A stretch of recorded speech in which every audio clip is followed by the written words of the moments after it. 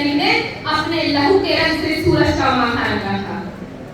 आज हम अगर खुली हवा में सांस ले रहे हैं तो ये वो कारण है कि कारगिल की बर्फीली चोटी, जहां पर 1 मिलीग्राम की ऑक्सीजन के लिए लोग तड़प जाते हैं और एक मिलीग्राम के ऑक्सीजन के तड़पने के बावजूद भी उन्होंने अपने हाथ से बंदूक नहीं गिरने दिया।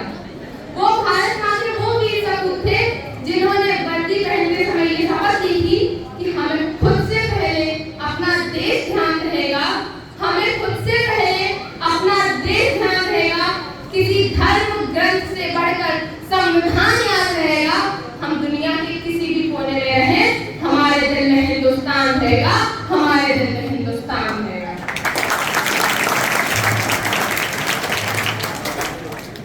आज हम सभी यहाँ पर बहुत एकदम सुरक्षित महसूस कर रहे हैं। इसका कारण है कि सरहद पर ऐसे वीर जवान खड़े हैं जो हमारे लिए मर मिट जाए, जो हमारे कुछ नहीं है, ना भाई है ना बहन है, ऐसा नहीं हो।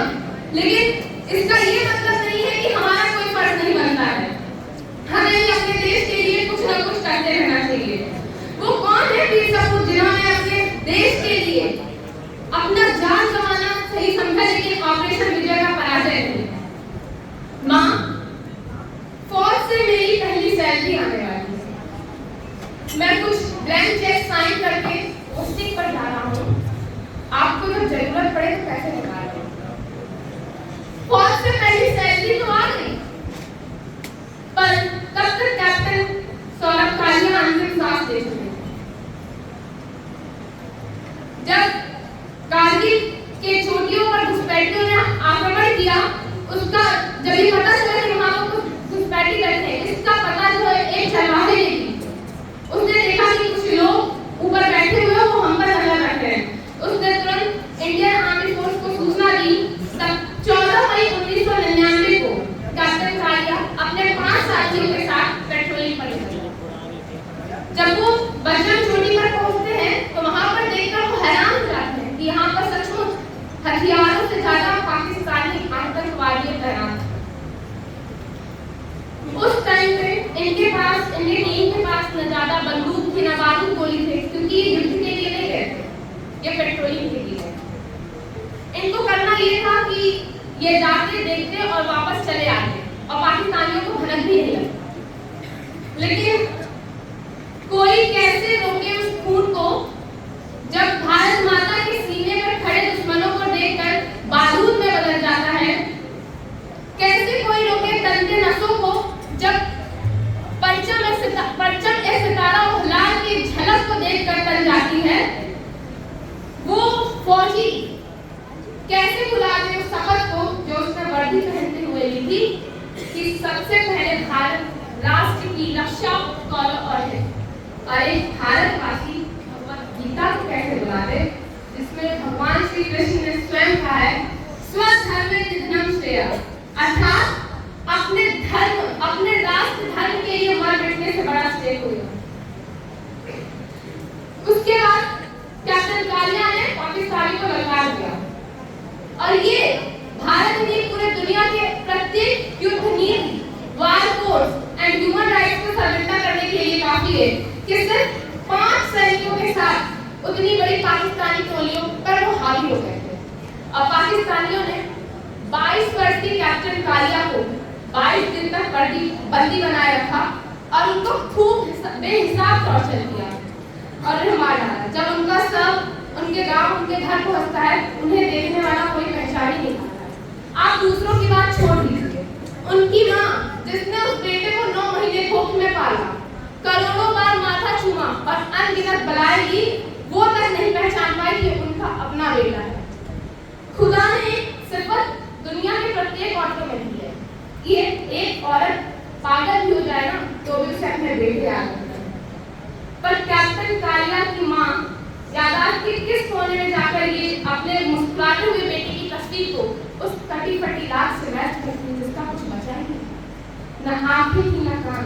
उन पाकिस्तानी गिद्धों ने सब नोच खाया था। आज हम लोग कारगिल युद्ध के बारे में सुनते हैं, हमारे रोंगटे खड़े होता है। चोटी नंबर 5, चोटी चोटी नंबर 5041।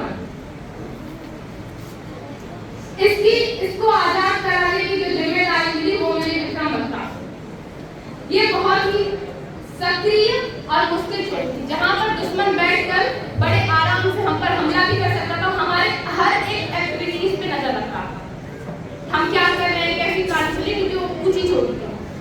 तो विक्रम बत्रा अपने सैनिकों के साथ जाते हैं, उस बम्बार्डमेंट के बीच गोलियों पे झेलते हुए जाते हैं और पाकिस्तानियों को सामने से हमला कर देते हैं और वहां पर उनका विजय होता है। वो विजय प्राप्त करते हैं और सारे पाकिस्तानियों को मारने के बाद रात को 3:30 बजे कंट्रोल रूम के रेडियो पर 4 शब्द पूछते हैं कि ये दिल मांगे मोर।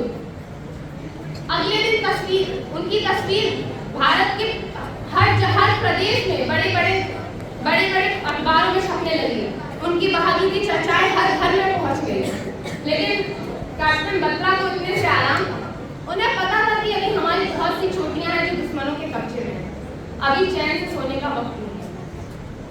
उन्होंने फिर दूसरी जंग पता करने के लिए चोटी नंबर 4875 पर चल दी। उन्होंने एक सेक्टर जीत लिया था, वो चाहते तो वापस घर जा सकते थे, वहां पे वो रोक सकते थे, लेकिन उन्होंने ऐसा नहीं किया। उन्होंने कमर कस की और 4875 पर चल गए।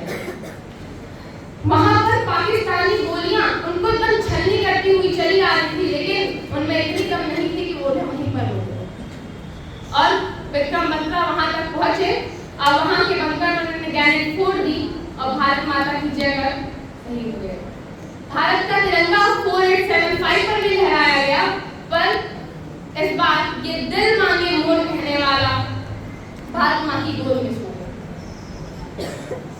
कैप्टन बत्रा की शहादत को देखकर खेत में खड़े किसान से लेकर सरहद पर खड़े सिपाही की बाजुओं में पड़ उठी और भारत के प्रत्येक बच्चे के जुबान पर ये दिल मांगे मोर। वो तेज रहा तो चला गया, लेकिन उसके ये सब हर बच्चे के जुबान पर है। आप एक दृश्य देखिए, 60-70 मशीन गन, खूब गोले बारूद चल रही है। और मैं आपकी जानकारी के लिए बता दूं, एक मशीन गन से निकली हुई गोली की जो गति होती है वो 2900 फीट पर सेकंड होती है। जब वो आपके बगल से निकलती है तो ऐसा लगता है किसी ने बहुत जोर से निकाली है, क्योंकि वो जो गोली होती है वो एक एयर पॉकेट, उसके साथ एक एयर पॉकेट ट्रैवल करती है। Commanding officer colonel Roy captain Manoj Kumar Pandey को ऑर्डर देते हैं कि हमें ऊपर 4 बंकर नजर आ रहे हैं, आप अपने प्लाटून के साथ जाइए और उन पर हमला कीजिए। कर्नल रॉय बताते हैं कि मेरे इस ऑर्डर के बाद कैप्टन पांडे ने बिना 1 सेकंड के झिझक किए एकदम कड़कती ठंड अंधेरी रात में अपने साथियों के साथ निकल पड़े। उस समय का जो तापमान था वो 0 डिग्री से नीचे जा रहा था, लेकिन सीधी चढ़ाई चढ़ने के कारण वो सब पसीने से भीग चुके थे। अब प्रत्येक सिपाही के पास 1-1 लीटर की बोतल, लेकिन आधे रास्ते चलते ही वो बोतल खाली हो गई। लेकिन कैप्टन पांडे अपने सूखे ओठ को अपने जीभ से फिराते हैं, पर अपने बोतल में 1 घूंट बचे पानी को वो पीते हैं, क्योंकि उन्हें पता था कि मनोवैज्ञानिक कैसे काम करता है।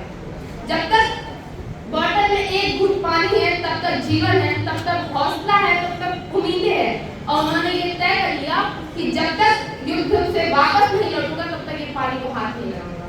वो पहुंचते हैं ऊपर।